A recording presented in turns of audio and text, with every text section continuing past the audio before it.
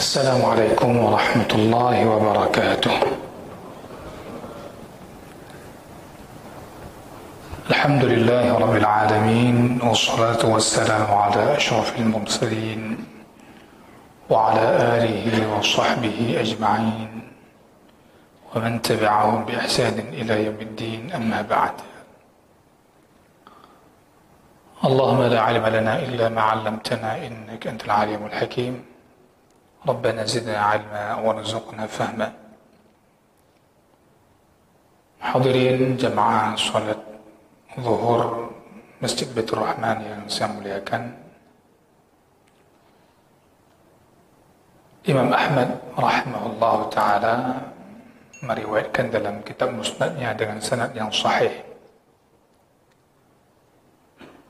bahwasanya ada seseorang datang kepada Nabi sallallahu alaihi wasallam dan dia pun menampakkan kepada Nabi sallallahu alaihi wasallam sebuah rumah. Laki-laki ini memperlihatkan kepada Nabi sebuah rumah. Kemudian dia mengatakan, dalam rumah ini ada seorang wanita, yang rumah ini di Madinah,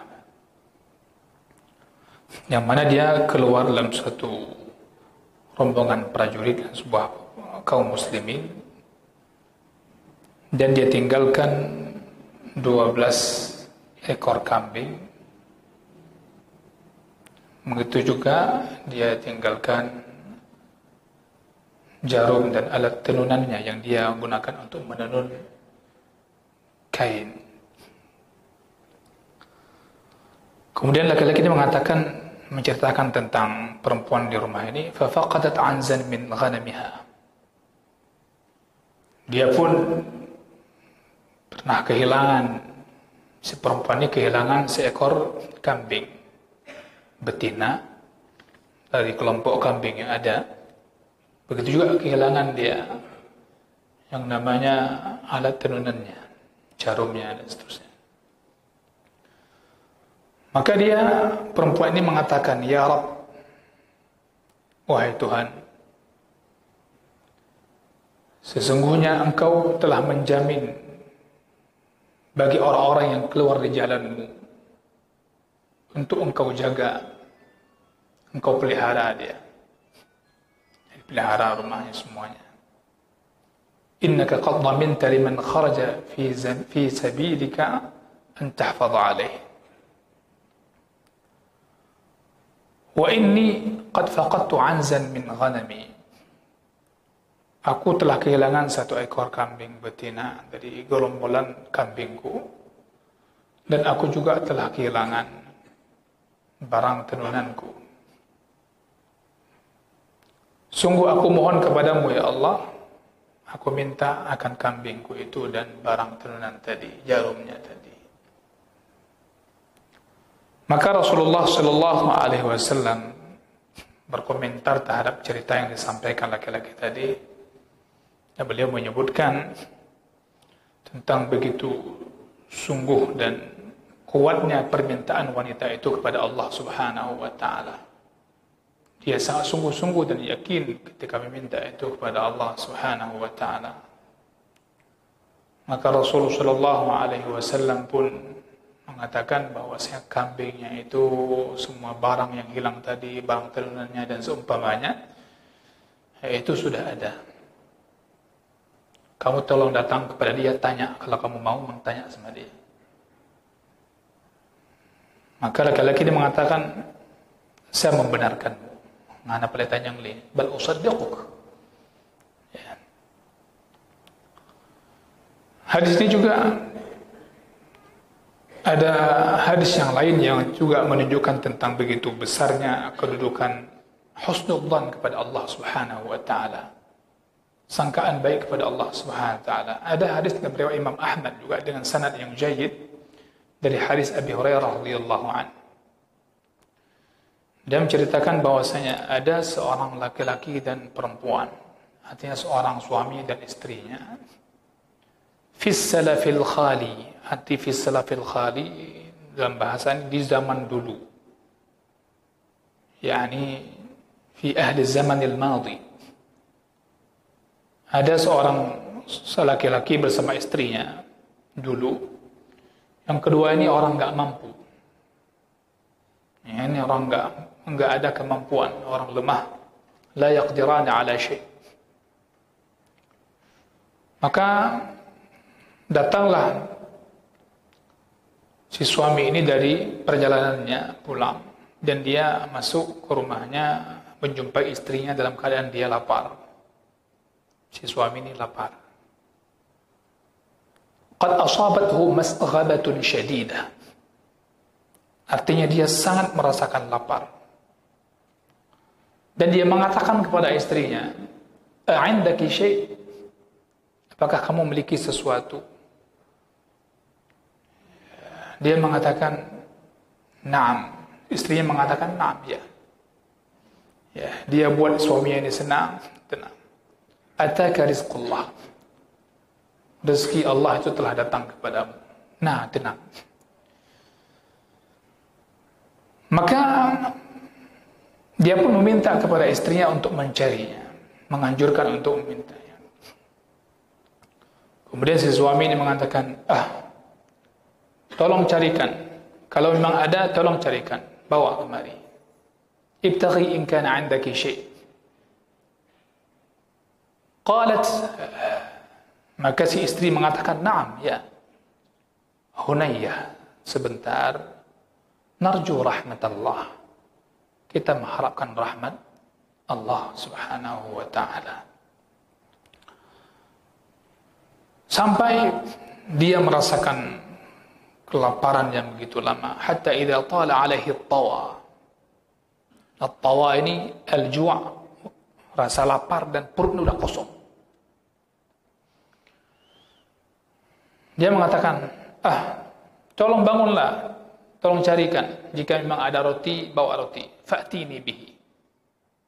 Qumi fabtaghi in kana 'indaki khubzun fa'tini bihi. Fa'inni qad bulightu wa jahidtu. Aku sudah capek, aku sudah lelah. Lapar, capek dan lelah. Faqalat na'am. Baik, ya, dia katakan. Istrinya menjawab, sekarang itu akan masak, itu di dapur itu akan masak. Al-an yanḍaju at-tannur. Fala ta'jal, jangan terburu-buru katanya. Perhatian. Ya, tayo ragam rumah tayang baurinang puna. Ana tapuna atau lapu urina guna perhatian. Sudah lapar kali, sudah capek. Falamma, kemudian ketika dia diam sejenak dan dia pun menunggu, berusaha untuk menunggu, menanti saatnya, maka si istri ini mengatakan pada dirinya, "Bahlun ja'kalan lung budah la kalan badapu puna law qumtu fa nadartu ila tannuri." Faqamat, maka si istri pun ini bangkit dan pergi ke dapur dia, yang mendapatkan dapurnya sudah penuh dengan junubal ghanam, tulang rusuk kambing. Di dapurnya sudah ada tulang rusuk kambing. Kemudian adonan rotinya pun sudah di tempat penggilingannya sudah ada. Maka dia pun pergi ke tempat penggilingan roti itu. Kemudian dia pun membersihkannya dari sisa debu-debu yang ada. Kemudian dia mengeluarkan apa yang ada di dapur itu berupa tulang rusuk kambing tadi. Hadis ini Abu Hurairah radhiyallahu anhu beliau mengatakan, demi jiwa Nabi Muhammad sallallahu alaihi wasallam di tangan Allah Subhanahu wa taala. Beliau mengatakan tentang sabda Nabi sallallahu alaihi wasallam, ya, "Law akhadhat ma fi rayhaiha wa lam tanfudha la tahanatha ila yaumil qiyamah." Kalau seandainya dia ambil apa yang sudah ada di penggilingan itu, ya,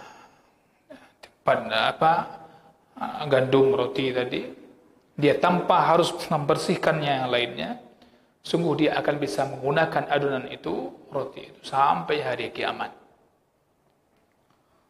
Hadirin yang saya muliakan, dalam ucapannya law akhadat ma fi rayhaiha rahyaiha wa lam tanfudha la tahanatha ila yaumil qiyamah.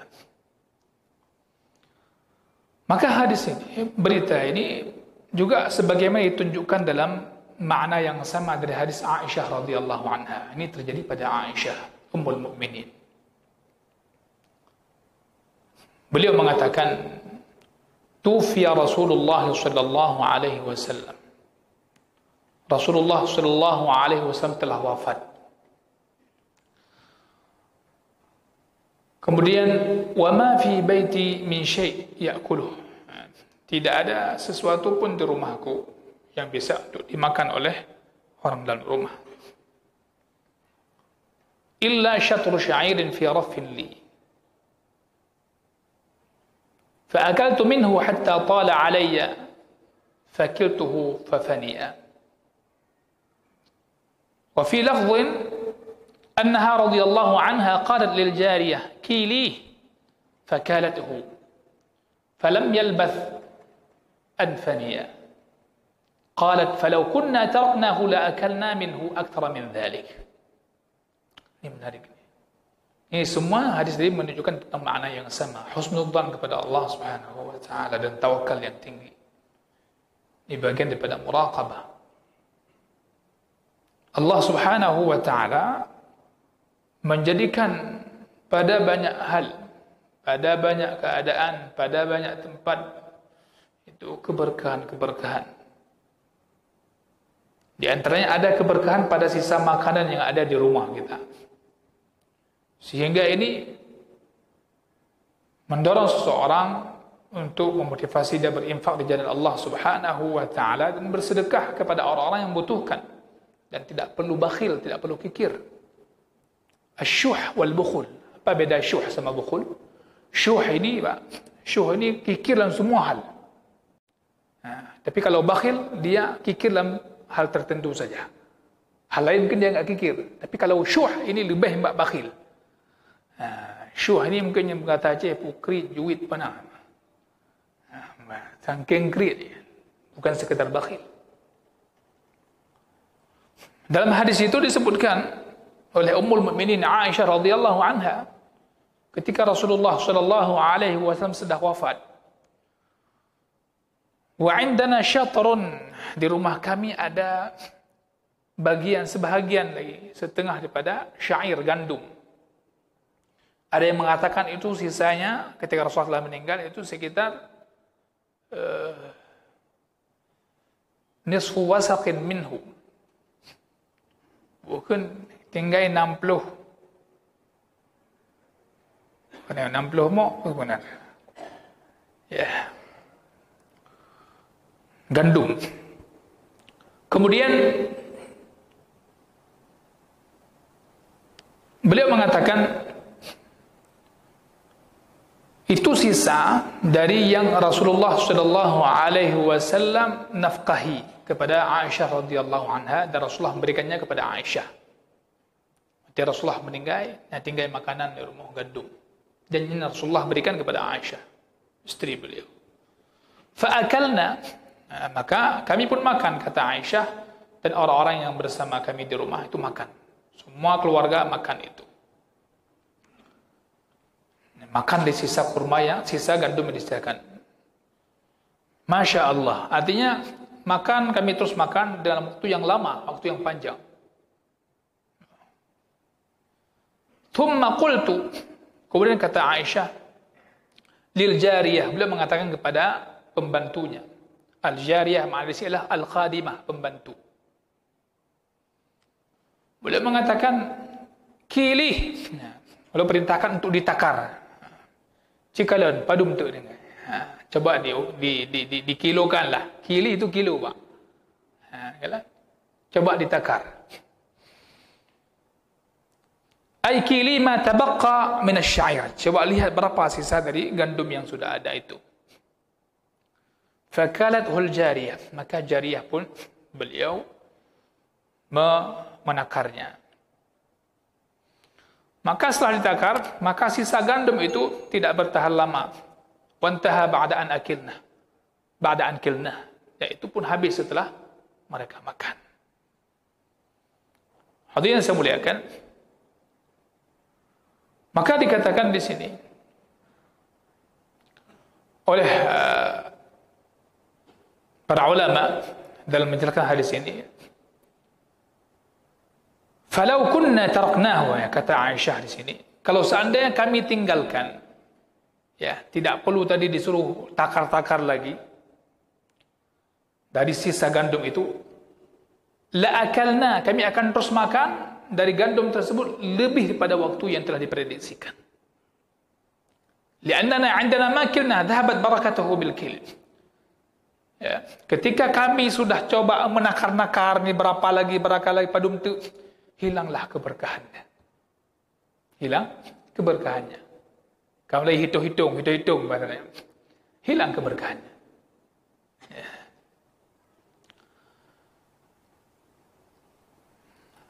Kemudian la'annana 'indama kilna dhahabat barakatuhu bil kil fa faniya bi sur'ah, maka itu habis dengan seketika, dengan begitu cepat.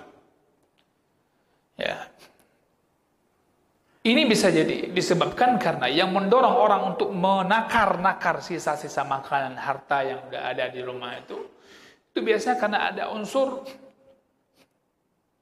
usaha ketamakan ataupun ada bagian daripada kurangnya tawakal. Yuqallil minat tawakkul. Kata para ulama itu ada kurangnya tawakal. Ya. Maka kita perlu pahami juga hadis ini. Perkataan Aisyah radhiyallahu anha, hadis ini sahih. Falau kunna taraknahu la'akalna minhu akthar min dhalik. Ya. Kalau seandainya kami tinggalkan, tidak kami takar-takar sisa gandum yang Rasulullah tinggalkan itu, nah, mungkin kami akan makanlah waktu yang lama lagi. Ini hadis ini tidak bertolak belakang, tidak kontradiksi dengan hadis yang dikeluarkan oleh Imam Bukhari dari Miqdam bin Ma'ad, yang mana Nabi mengatakan, kilu ta'amakum yubarak lakum fih. Hendaknya kalian menakar, mengkilokannya, menakarnya makanan-makanan kalian, niscaya akan diberkahi padanya makan itu untuk kalian. Yubarak lakum fih. Karena makna dalam hadis Miqdam ini menceritakan tentang perlunya kita mengenal kadar jumlah makanan ketika melakukan transaksi jual beli. Jadi jangan dibuat nanti hadis yang kita ceritakan tadi ini kok beradu dengan hadis dalam Sahih Bukhari yang mengatakan Rasulullah suruh kilokan, suruh takarkan. Tidak. Yang Rasulullah bicarakan di hadis Bukhari ini adalah berbicara tentang masalah jual beli, itu harus jelas. Jelas jemaah sekalian?